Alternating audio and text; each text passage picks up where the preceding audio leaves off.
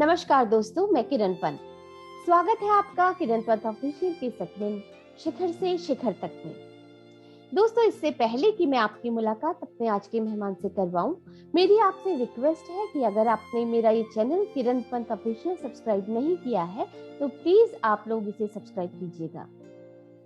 तो मेरे आज के जो मेहमान हैं वो हैं 38 सालों से टीवी, थिएटर और फिल्मों में एक्टिव रहे एक ऐसे कलाकार जो स्वाभाविक अभिनय के धनी हैं और जिन्हें शो स्टीलर के नाम से भी जाना जाता है।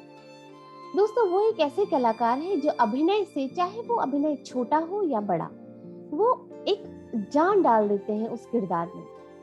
तो आइए मुलाकात करते हैं ब्रजेंद्र काला जी से। मेरे इस कार्यक्रम शिखर से शिखर तक में आपका बहुत बहुत स्वागत है ब्रजेंद्र जी। धन्यवाद, बहुत बहुत शुक्रिया जी।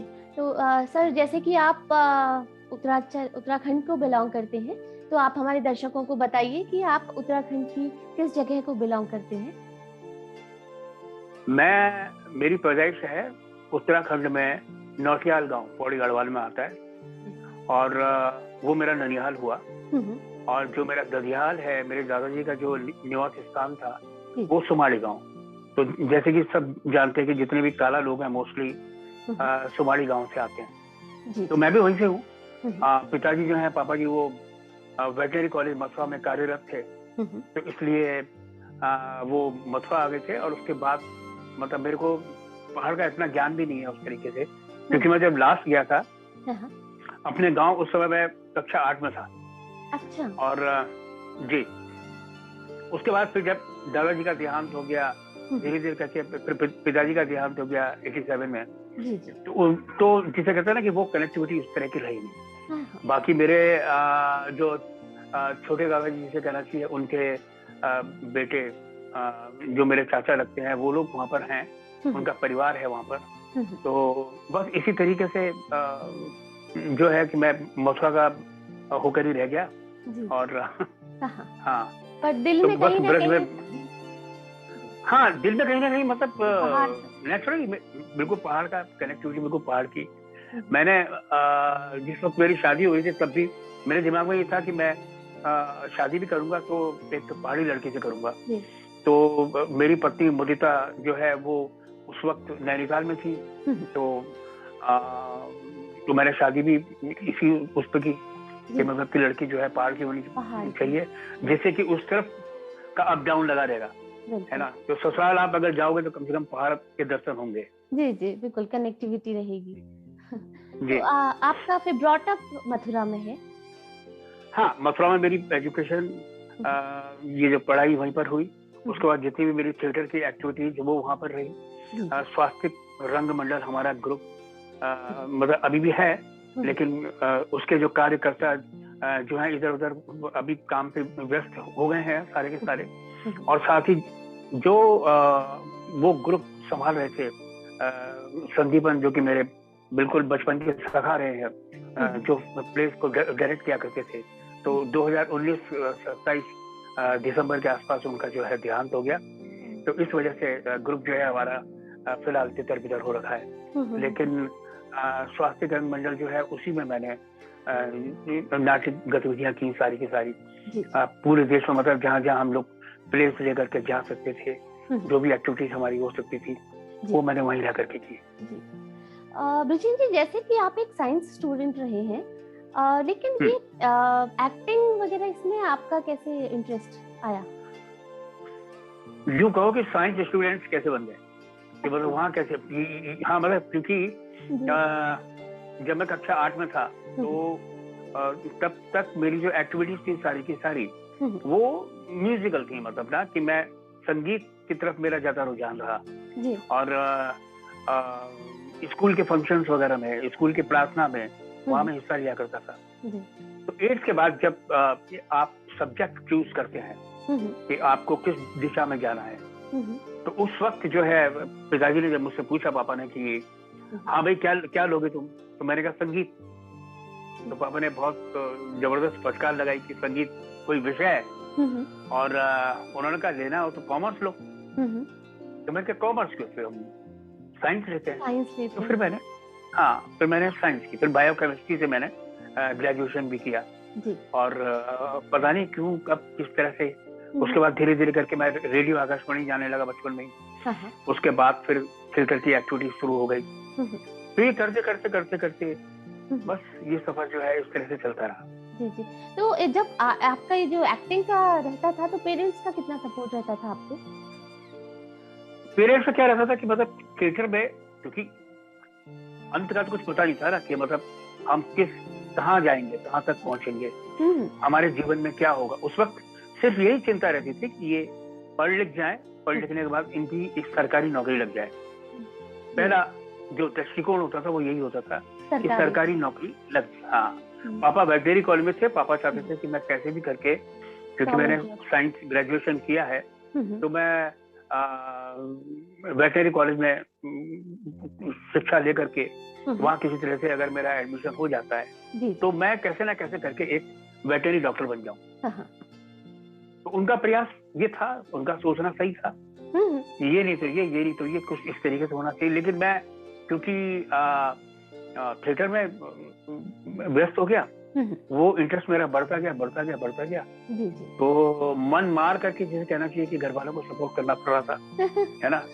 मैं अकेला लड़का था परिवार में और मेरी 3 बहनें। तो फिर यही रहता था कि क्या करें भाई, मतलब ये तो मान नहीं रहे हैं। तो ऐसे होता तो मैं पापा के सामने बॉम्बे आ गया था जब वो उस वक्त जिंदा थे। तो उन्हीं के सामने मैं बॉम्बे आ गया था और तब तक मतलब मेरी ऐसी कोई शुरुआत हुई नहीं थी। एक जिसे कहते हैं कि शुरुआत भी नहीं हुई थी जिसे कहना चाहिए, और वो चले गए, उन्होंने कुछ नहीं देखा।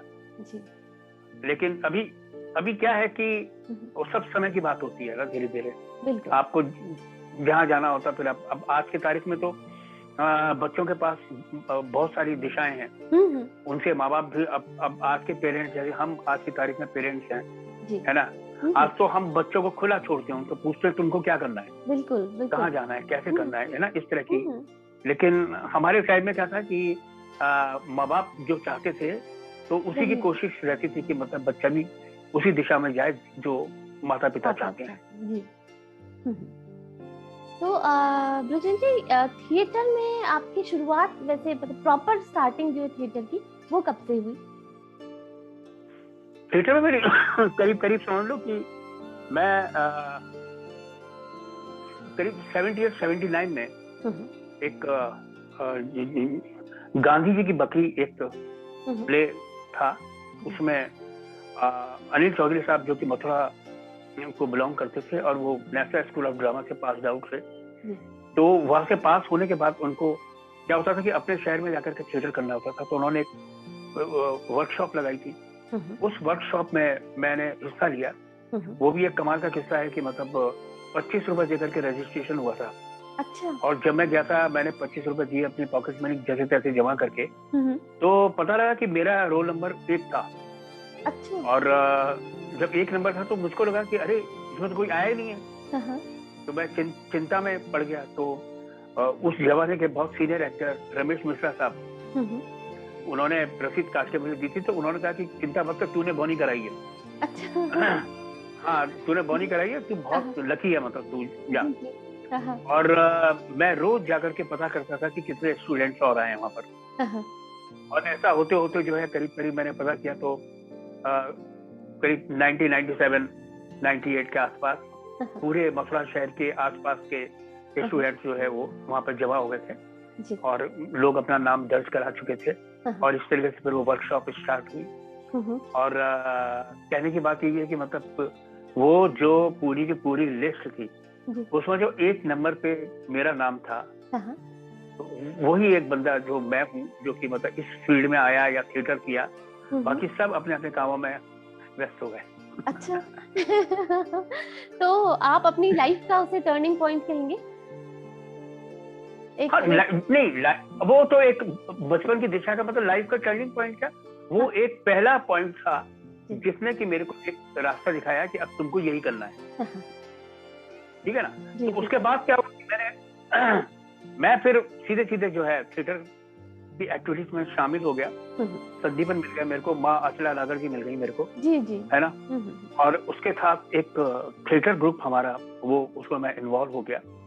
और धीरे धीरे धीरे करके हम एक के बाद एक बड़े बड़े प्ले, घासीराम कोतवाल, चरणदास शो, है ना, खामोश अदालत जारी है, और इस तरह से एक लोक कथा, रात दरबारी, बहुत सारे अनगिनत प्लेस जो थे, चीफ मिनिस्टर, बहुत सारे प्लेस हम लोगों ने लाइन से किए। और सबसे बड़ी बात ये थी कि जितने भी मोस्टली जितने प्लेस थे जो मैंने संदीपन के साथ किए, उनमें मैं मुख्य भूमिका निभाया करता था।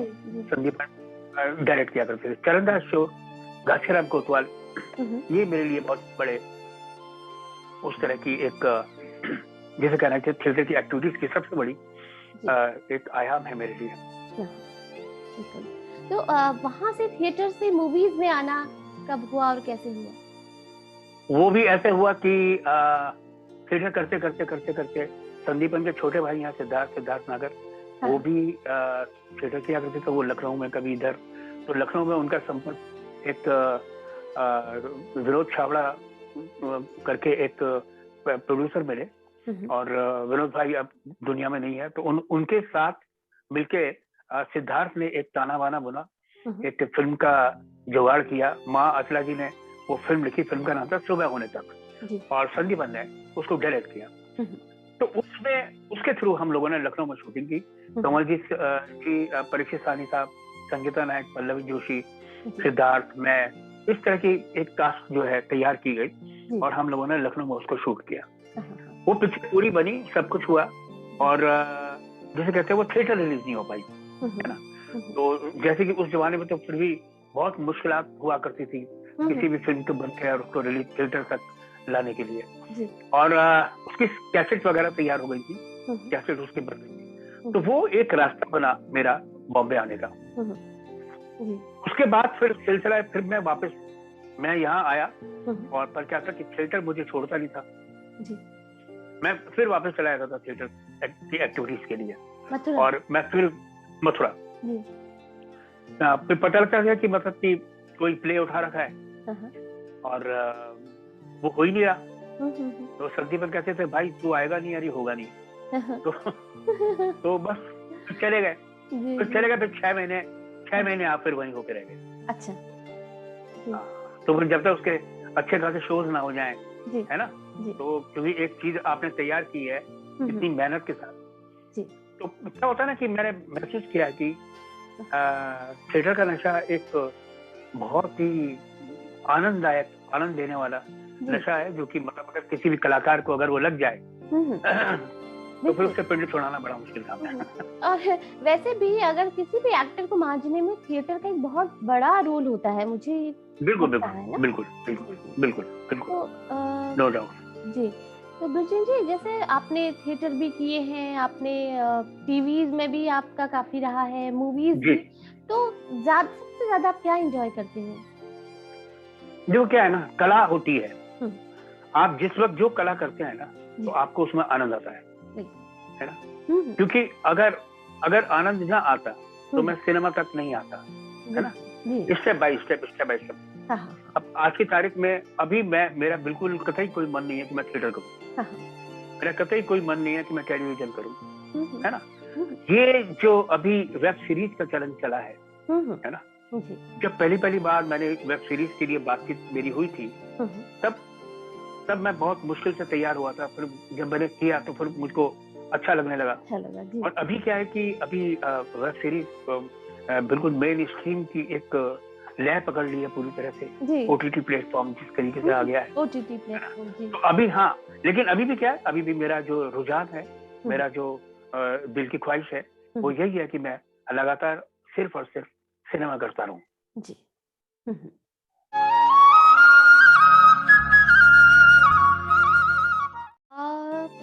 ब्रिजेन जी, जैसे कि हर एक की लाइफ में कुछ ना कुछ स्ट्रगल रहता है, चाहे वो किसी भी तरह का हो, इनिशियल स्टेज में हो या आगे चल के हो, तो आपकी लाइफ में भी कुछ ऐसा रहा है? मतलब स्ट्रगल रहा होगा डेफिनेटली, लेकिन जैसे कहते हैं ना कि मैंने स्ट्रगल को एंजॉय नहीं किया, उसको मैंने अपने ऊपर हावी नहीं होने दिया, उस तरह का। वो स्ट्रगल का पीरियड वो कब था शादी हो गई। शादी होने के बाद मैंने बिल्कुल थिएटर छोड़ के और एकदम से सीरियल स्टार्ट किए। जब मैं सीरियल करने लगा फिर मेरे जहन में एक सवाल उठने लगा कि मैं सिनेमा कब करूंगा, कैसे करूंगा।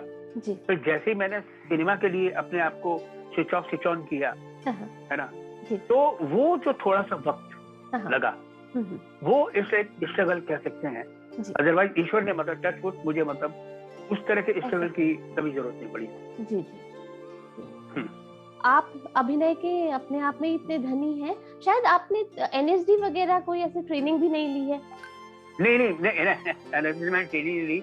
मेरा जब प्ले हुआ था, सबसे पहला प्ले गांधी जी की बकरी, उसका पहला शो मेरा वो हुआ था नेशनल स्कूल ऑफ ड्रामा के एक अरीना, एक छोटा सा बनाया था अंदर। उस वक्त रोविंदा ने एक थिएटर बाहर लगाया था स्कूल के प्रांगण में ही, है ना, वहाँ मेरा पहला शो हुआ था उसका, गांधी जी की बकरी का, उस प्ले का।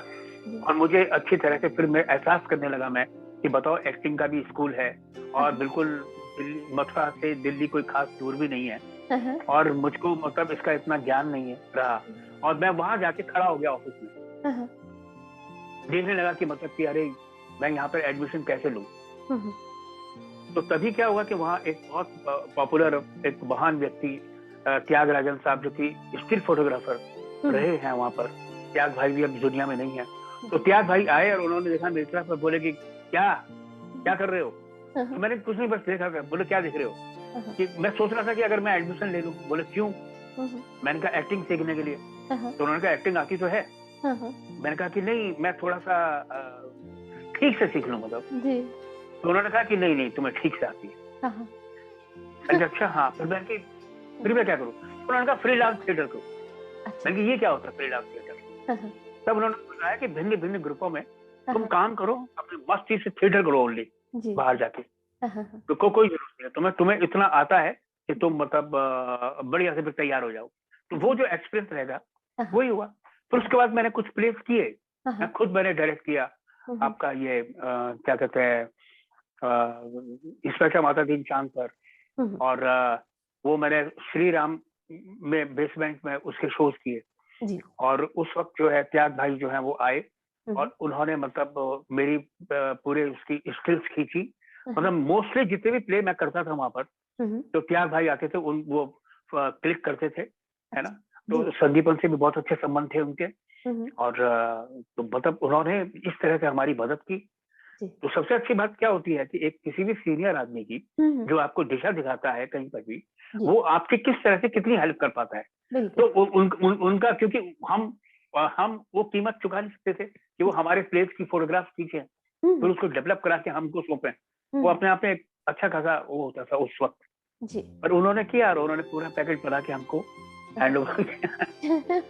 ये एक जेस्चर था उनका बहुत अच्छा। जी।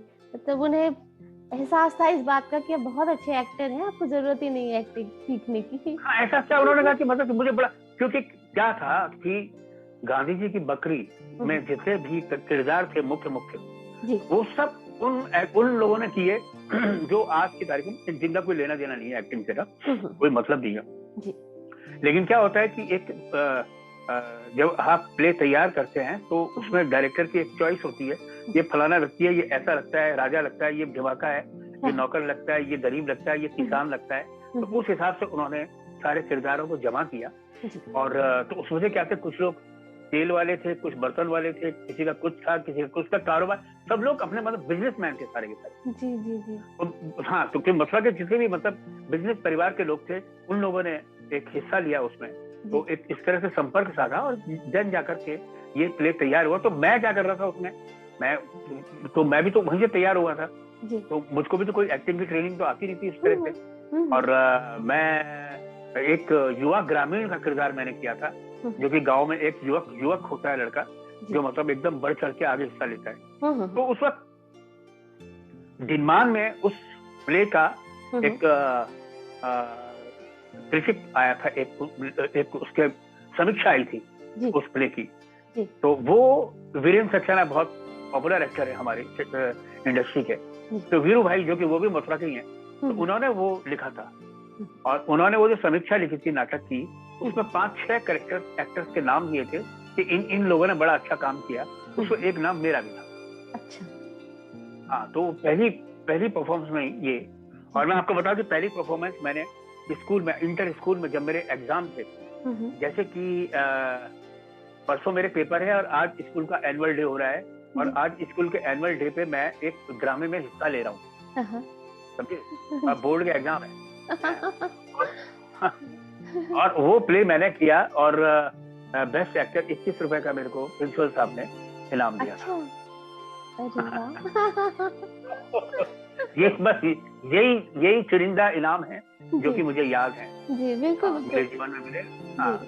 अब कितने ही भले ही आपको कितने ही अवार्ड मिल जाए, लेकिन वो अवार्ड जो आपको मिला था वो आप कभी नहीं, मेरे को नेचुरली मुझे याद रहता है। मतलब आपको इस तरह का जब बूस्टअप मिलता है किसी तरह से, तो वो आप जिंदगी भर कभी नहीं भूल सकते। बिल्कुल नहीं भूल सकते। और वही है, एक्टिंग तो आपकी इतनी दमदार है, इसीलिए आपको शो स्टीलर कहा जाता है। चाहे छोटा सा रोल करें, चाहे कितना बड़ा करें, कुछ भी करें, एक जान जो आप डालते हैं अपनी एक्टिंग से, तो उसकी तो बात ही खैर। विजन जी, आप असिस्टेंट डायरेक्टर भी रहे, आप स्क्रिप्ट राइटिंग भी आपने की। ऐसा क्या था जिसने आपको एक्टिंग से जोड़ के रखा? वो ये कि क्योंकि मैं, जिसे कहना चाहिए कि स्टार्टिंग से, शुरुआत से ही मैं एक एज एन एक्टर ही था, ठीक है। तो थिएटर ने मुझे लिखना सिखाया। मैंने एक प्ले था, जैसे मैंने अभी बात की आपसे, हरिशंकर परसाई जी का प्ले इंस्पेक्टर माताजी चांद पर, वो करीब 1.5-2 पन्ने की स्क्रिप्ट है, उसको मैंने फुल लेंथ प्ले तैयार किया, वो खुद मैंने लिखा। और जब हमने अपने ग्रुप के शुरुआती टाइम पे जब मैंने किया था, संदीपा ने जो पहला प्ले भी किया डायरेक्ट, वो मेरा लिखा हुआ था, फर्स्ट क्लास मीटिंग रूम, है ना।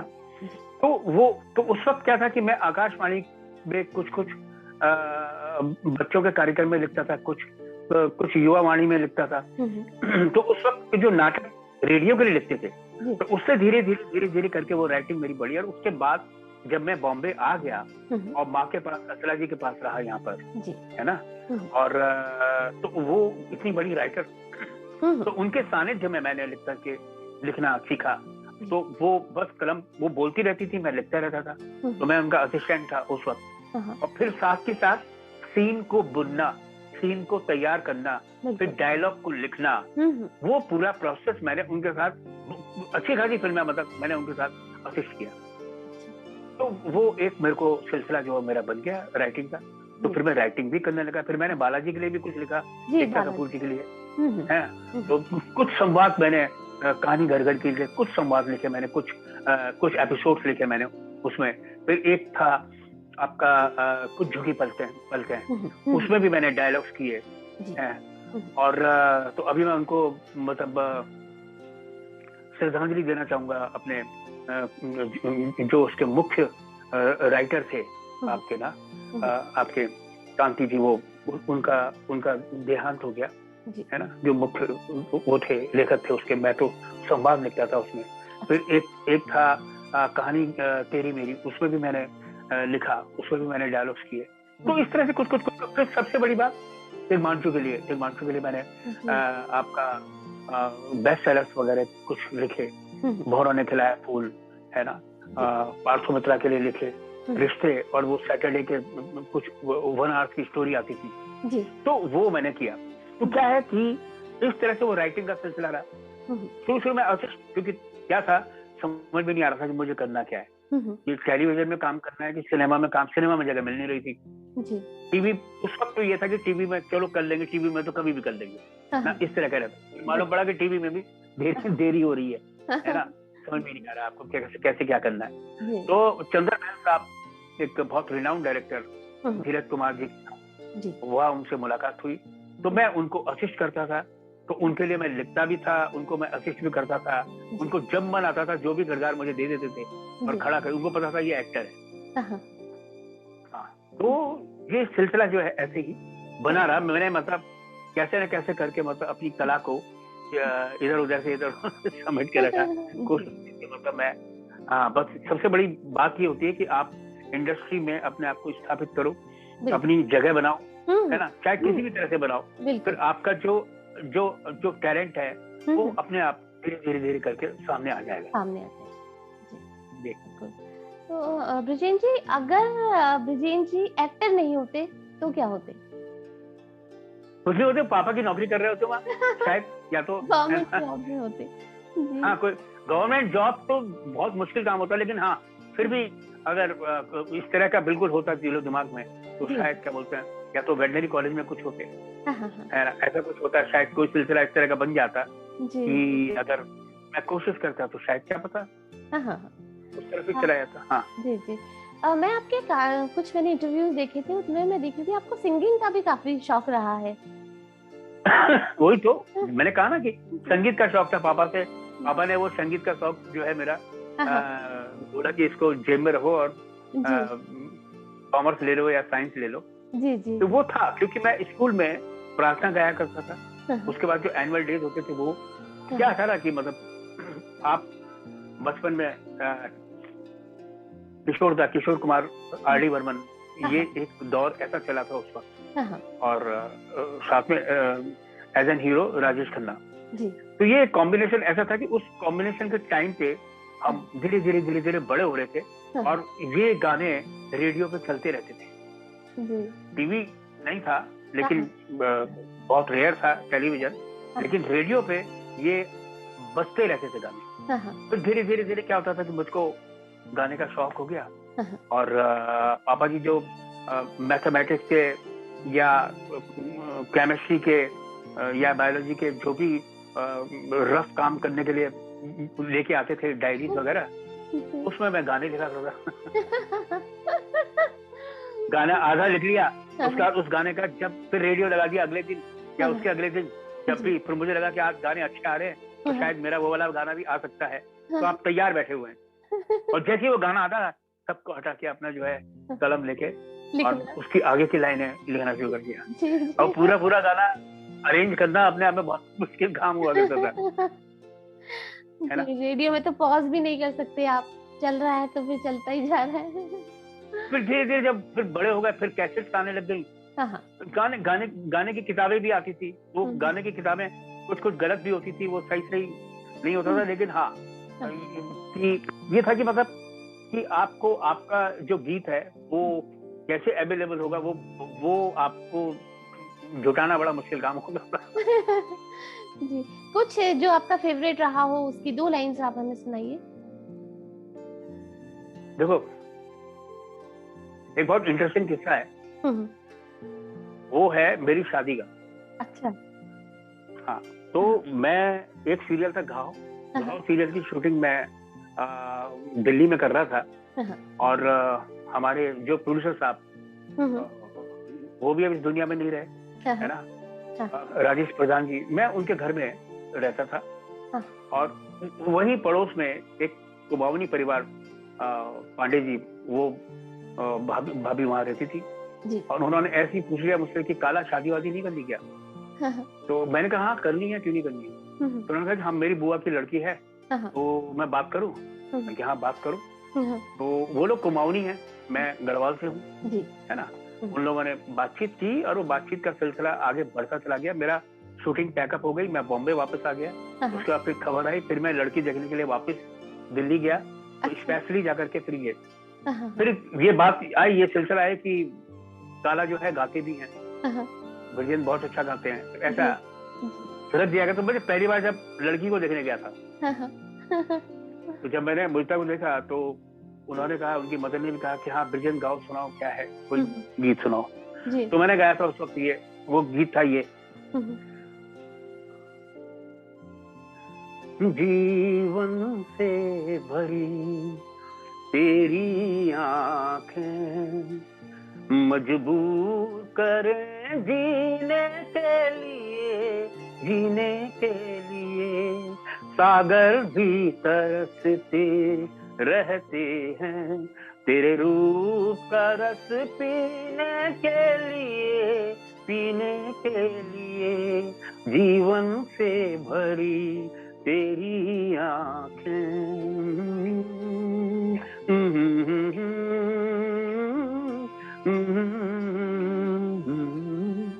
तो ये एक बहुत ही एक टुकड़ा, बढ़िया। है ना? जी जी। हाँ हाँ, बहुत लंबा गाना है, इस इंटरव्यू जी हमारा छूट जाएगा। जी जी और जी उसके बाद फिर जब शादी हो गई जी और दूल्हा दुल्हन बैठे हुए हैं वहां पे स्टेज पे, जी। बाकी लोग तफरी ले रहे हैं, इधर उधर मस्ती कर रहे हैं, हाँ, हाँ, तो हमारे ममिया ससुर जो हैं वो हेम पंत नाम है उनका। जी तो हेम मामा आए और हेम मामा ने धीरे से कहा मुझसे आकर के कि आ, मेरी जो ससुराल वालों का मेरी वाइफ का जो ननिहाल है वो पंत है, पंत निवास आपका इधर लखनऊ में, है ना? जी तो वो आके बोले मुझसे कि गुरु सुना है तुम तो गा लेते हो। हाँ, अरे मैंने गा कहाँ लेते हैं मामा जी, मैं ऐसे गुनगुना लेते हैं। हाँ, अरे हाँ, कुछ गुनगुना दो, कुछ सुना दो। हाँ, अब ये बात चल रही है कि मेरी वाइफ जो बिल्कुल नई नई अभी बनी है, जी। अब वो देख रही है साइड से कि पता नहीं कहीं गड़बड़ न कर दे, एक चिंता होती है ना कि इन्होंने कहा। हाँ, हाँ, तो मैंने सोचा कि चलो मैं गुनगुना देता हूँ, तो मैंने गुनगुनाया हल्के से। तो पर मैं जब गा रहा था हल्के हल्के, फिर मुझे लगा कि हल्के से गाने से काम नहीं चलेगा, इसको थोड़ा खुल के गाना पड़ेगा, नहीं तो फिर क्या हल्के से गुनगुनाऊंगा तो बात रह जाएगी अधूरी और इनको लगेगा कि ये ऐसी है। इनको कम से कम बता दूं कि हाँ मैं गा लेता हूँ ऐसे करके। तो मैंने हल्के से गुनगुनाना शुरू किया था ऐसे कि वो शाम कुछ अजीब थी, ये शाम भी अजीब है, वो कल भी आस पास थी, वो आज भी करीब है, वो शाम कुछ अजीब थी। तो ये मैं गा रहा हूँ, ठीक है? बहुत ही बढ़िया। और national school of drama school के मेरे जो दोस्त थे, मैं कार्ड लेके आया था वहाँ पे माली जो थे मित्र हमारे वहाँ के स्कूल के, तो उनको मैं कार्ड लेके आ गया था। मैंने जिसको मन आया उसको उन्होंने कार्ड दिखा दिया, सबने कहा ठीक है। तो सबको ये कि शाम को जो है दारू का प्रोग्राम आप बना लेते हैं और चखना चवाना वहाँ मिल जाएगा। तो जब मैं गा रहा था तो सब अपने हाथ में प्लेटें लेकर के लहराते हुए, जैसे फिल्मी सीन होता है ना जी, सब आकर के धीरे धीरे करके इकट्ठे हो गए। तो मैंने कहा ये कहाँ से आ गए सब कुछ, कई जानकार थे कई अनजान थे, लेकिन सबके गुड विशेष थी साथ के साथ। जी जी। तो ये जो है गाने का सिलसिला मेरा अभी आपने देखा होगा कि मतलब मोस्टली जितनी भी फिल्में मैं कर रहा हूँ, मतलब कहीं ना कहीं कुछ भी गुनगुनाने का चांस होता है, मैं छोड़ता नहीं हूँ। जी, अभी रिक्शा में भी आपने एक बड़ा अच्छा सा कुछ ना, आज ही तू आने वाला कल जी जा। जी जी। हाँ, तो वो तो पलाश ने गाना रिकॉर्ड करवाया, लेकिन फिल्म में हाँ, तो फिल्म के अंदर भी मतलब जितनी भी मोस्टली मतलब चाहे वो जब भी मैट से सिलसिला स्टार्ट हुआ।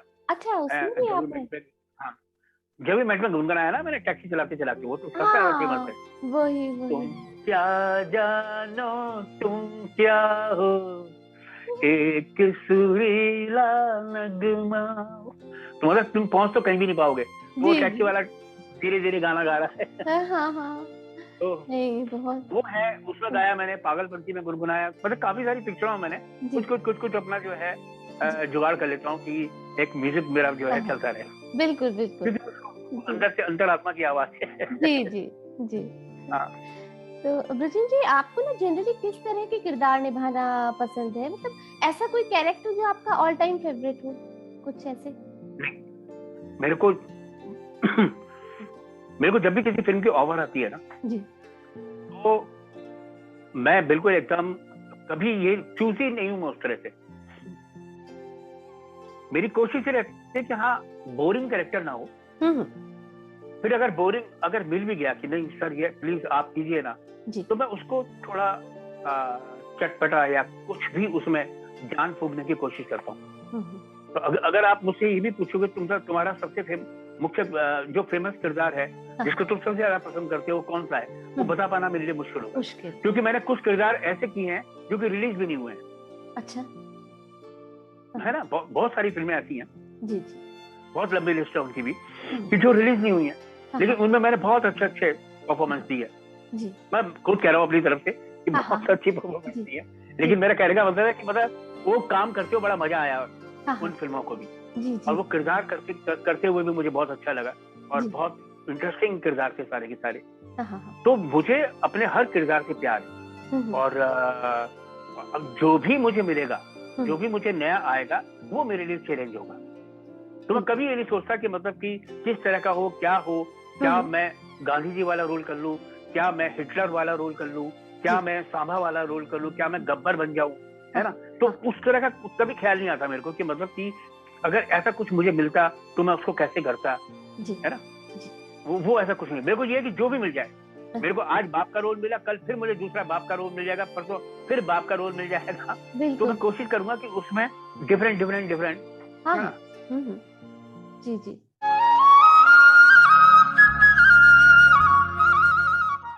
एक चीज है विजय जी, जैसे ना एक्टिंग में जैसे जनरली लोगों का रहता है किसी ना किसी को फॉलो करते हैं हम, एक्टिंग जब हम स्टार्ट करते हैं, तो आपका भी ऐसा कोई था जिसे आप फॉलो करते थे स्टार्टिंग में?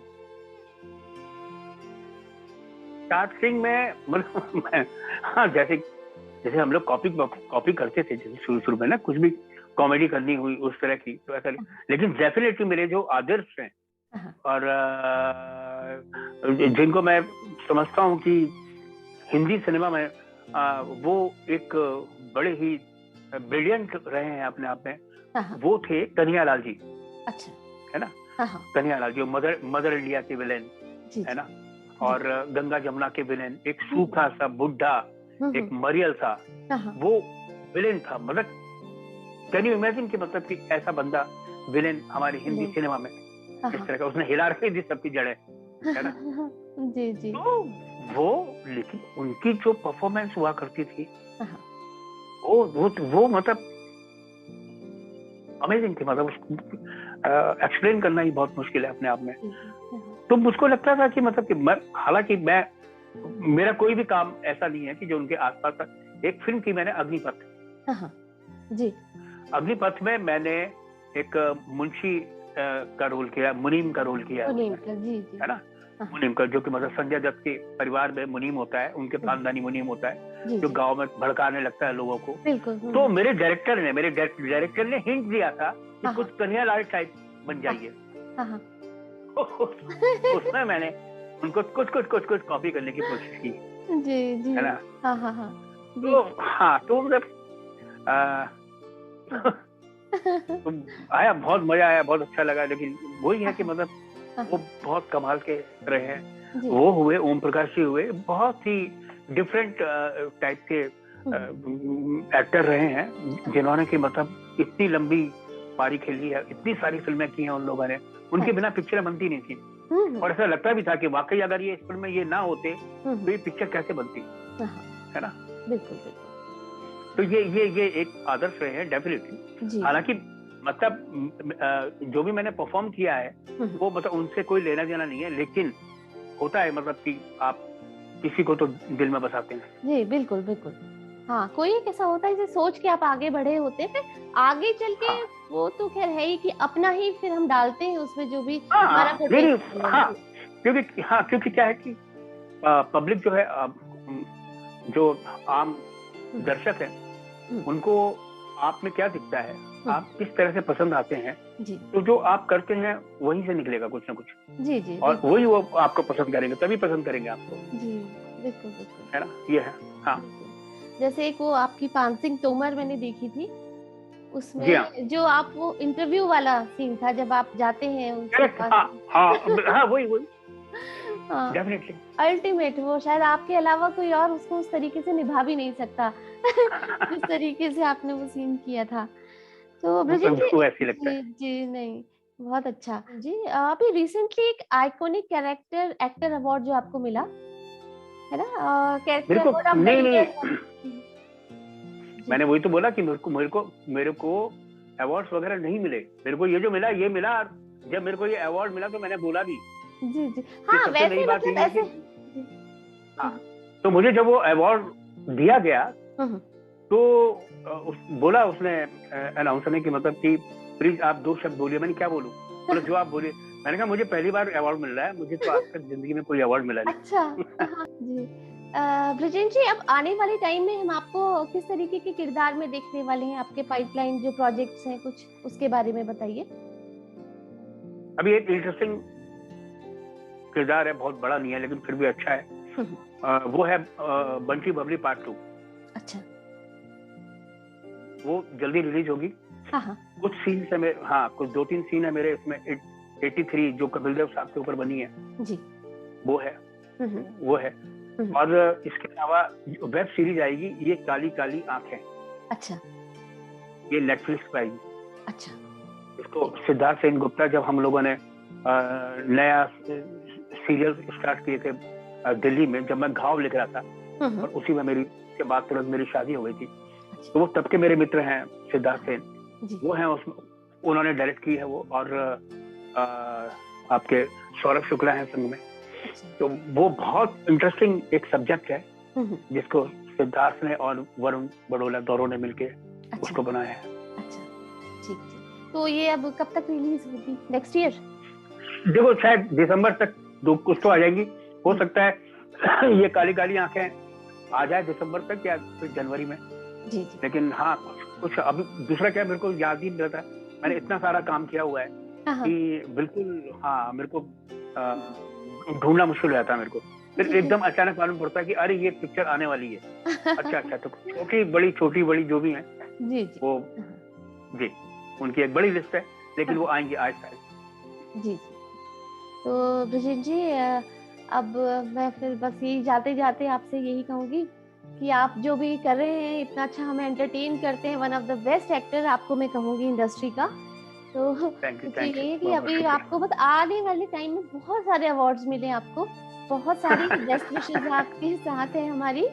और इसी तरह मेरे को मेरे लिए रिवॉर्ड्स अवार्ड सबसे बड़ी बात ये है कि मुझे कोई भी दर्शक, चाहे कोई निर्देशक, चाहे कोई राइटर, कोई भी मिलता है, वो बस अगर मुझे ये कह दे कि आप सबसे डिफरेंट है जी, आप जैसा कोई नहीं, तो वो मेरे लिए सबसे बड़ा अवार्ड होता है। जी हाँ कि मतलब आप एक सीन करते हैं, आप छाप छोड़ देते हैं, आप 10 सीन करते हैं, आप छाप छोड़ देते हैं, तो मेरे लिए वो सबसे अच्छी बात है, सबसे बड़ी इंटरेस्टिंग सी चीज है ना।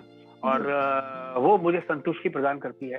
और नेचुरल मैं ये नहीं कहूंगा कि मतलब कि मैं मुझे अवार्ड नहीं मिल रहे हैं तो मैं बोल रहा हूँ अरे कोई बात नहीं, अवार्ड का नहीं, वो मिलने चाहिए। लेकिन सबसे बड़ी बात ये है कि मतलब कि वो कोई कंसीडर करे, कायदे से कंसीडर करे, और तब जाकर के मेरे को कोई नहीं आज नहीं कल नहीं परसों, वो जब होता है वो दिन आता है, देर आए दुरुस्त आए, तो जब भी होगा मिलेगा, जब लिखा होगा वो मिलेगा। जब मेरे को इतना मिला, हाँ इतना मिला है तो उतना भी वो भी मिलेगा जी। देखिए ना, आपको शो स्टीलर कहा जाता है, तो ये सबसे बड़ा अवार्ड है। मतलब इतने सारे कैरेक्टर्स लोग प्ले कर रहे हैं, लोग साथ में काम कर रहे हैं, लेकिन आपके कैरेक्टर को लोग कहते हैं कि मतलब आपका वो छाप डाल देता है ना, उसके आगे सारे कैरेक्टर जो भी करे फेल। नहीं, मैं हमेशा प्रयास करता हूँ कि जब भी मैं कोई किरदार करता हूँ तो मेरी जो राइटिंग है, अभी मैं रेगुलर राइटिंग नहीं करता है ना, लेकिन मैं कोशिश करता हूँ कि वो जो लाइनें मैं बोल रहा हूँ उनमें मैं अपनी राइटिंग डालूं। तो मैं सीन को बनाता हूँ, कोशिश करता हूँ कि उनमें लाइनें कुछ सही कर दूं, अपनी तरफ से कुछ ऐड ऑन कर दूं, है ना। तो ये अभी हाल फिलहाल में जितनी भी पिक्चर आई हैं उनमें मेरा अपना बहुत कुछ है ना। तो ये सब किया मैंने, तो कोशिश रहती है कि मतलब एक अच्छा काम, ऊपर से फिर मेरे साथ कॉम्बिनेशन है, मथुरा में कृष्ण है और मैं क्या बोलते हैं देवभूमि का हूँ, है ना। बिल्कुल तो डबल आशीर्वाद है मेरे ऊपर। बिल्कुल और हमेशा रहेगा प्रभु की। हाँ जी बिल्कुल रहेगा जी। और खाला जी, आप ये जरा हमारे जो उत्तराखंड के हैं, कुछ लोग ऐसे हैं जो एक्टिंग में अपना करियर आगे बनाना चाहते हैं ना, ऐसे बच्चे हैं, तो उनके लिए कोई एडवाइस ऐसी देनी चाहेंगे आप? मैं मतलब इस तरह की एडवाइस मैं काफी बार दे चुका हूँ, जब भी जितने भी इंटरव्यू होते हैं हर एक में मैंने यही कहा है कि आप संयम रखें, आप पेशेंस रखें। सबसे बड़ी बात, आपको जो भी काम मिले उसे छोटा बड़ा न समझें, उसको करें। कई बच्चे क्या होता है कि ऑडिशन देते देते थक जाते हैं जी।